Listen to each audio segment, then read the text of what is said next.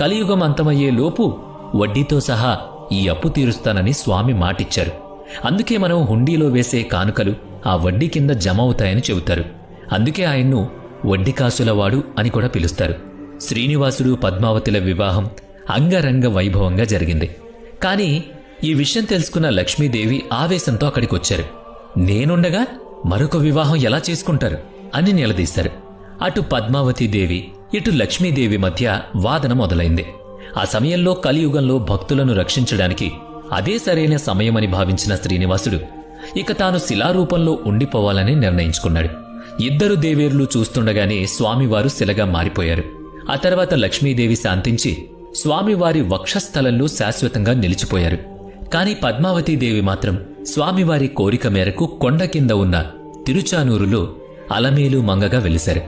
అందుకే తిరుమల వెంకన్నను దర్శించుకున్న తర్వాత కింద ఉన్న పద్మావతి అమ్మవారిని దర్శించుకుంటేనే యాత్ర పూర్తవుతుందని అంటారు. అయితే ఇక్కడ ఒక అద్భుతం ఉంది. స్వామివారిలో పురుష లక్షణాలతో పాటు స్త్రీ లక్షణాలు కూడా ఉంటాయి. అంటే ప్రకృతి లక్షణాలు. దీనికి నిదర్శనమే స్వామివారి అలంకరణ.